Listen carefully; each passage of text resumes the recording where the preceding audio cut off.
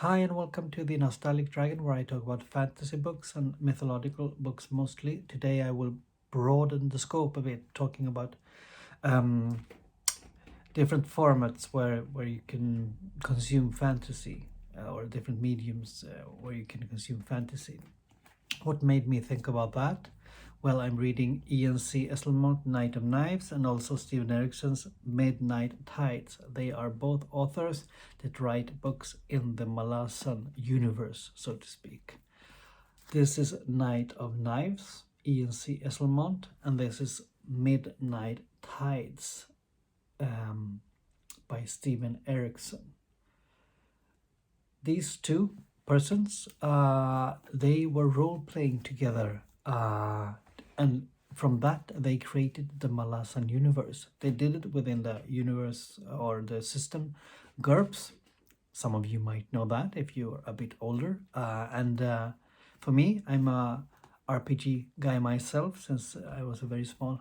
I played with friends, Dungeons and Dragons, read fantasy books, obviously, as you know, and also played video games with the fantasy themes. You can do all that kind of things today, and there is obviously an overlap between books, video games,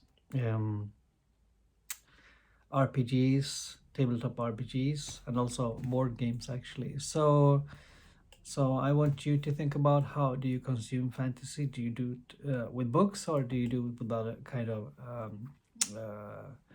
in other kind of ways? As I will show you now a few examples. So books are one way, and I think Malazan is very interesting because when you read that, if you have played role-playing games, either if it's on a tabletop or if it's on the computer or through a video game, you really feel the RPG vibe when you follow different characters and how they think, what they do, and how the plot evolves.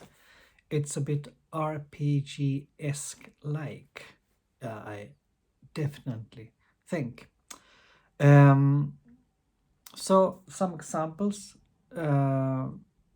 where fantasy overlaps to other genres than, you can say, books. Here is one example. This is the Baldur's Gate video game. This is for the PlayStation 5. So these games are like books, and it's a role-playing games, and it's fantasy themes. So this is one way of doing it. I more and more regard these games as books. There are other games, Pathfinder, which is also a tabletop RPG. So here, this is a big one. Also Dragon, of course. This is a tabletop RPG system that I'm at the moment interested in, because I'm also playing the video game Pathfinder. So interesting to see how they have translated this into to the computer or to the console. As I told you, I played RPGs as a young boy, pen and paper RPG with my friends. So it's a bit of nostalgic. So that's one of the ideas with this channel as well, the Nostalgic Dragon. So I'm a bit nostalgic when I'm reading fantasy today, and taking part of fantasy in different ways. So that's the Nostalgic Dragon. Maybe you are one too. So that was 3 examples of fantasy in other formats than books. So I don't want to scare you off if you really love books. I love books. Reading is my main hobby. So everything goes from reading, and then I might check into other forms of fantasy. How is it for you? Is reading first, then comes other formats of fantasy, and also mythology, of course.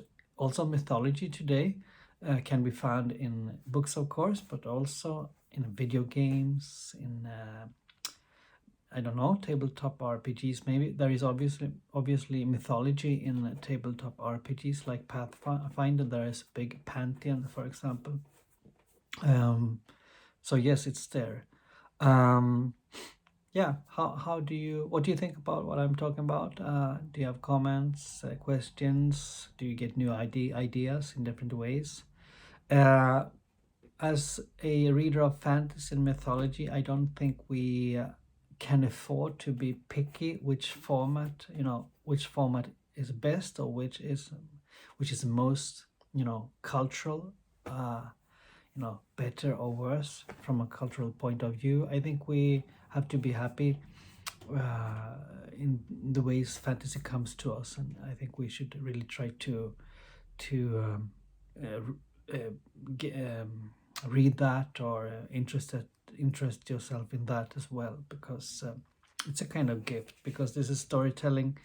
Obviously, fantasy and mythology was oral stories from the beginning. It was not written, and now these stories come in many, many different forms. I think that's quite amazing. So that was my topic for today. The RPG aspect of Malazan is something I will try to investigate a bit further. I will have a talk with both Stephen Erickson and Ian C. Esselmont later this month. So I hope you, like me, look forward to that chat. If you have questions you want me to ask them, please leave comments in the field below. And if you have other questions, requests for the channel, please send them to me as well. So thank you. Goodbye. Have a nice afternoon, morning, or evening, wherever in the world you are today. Bye.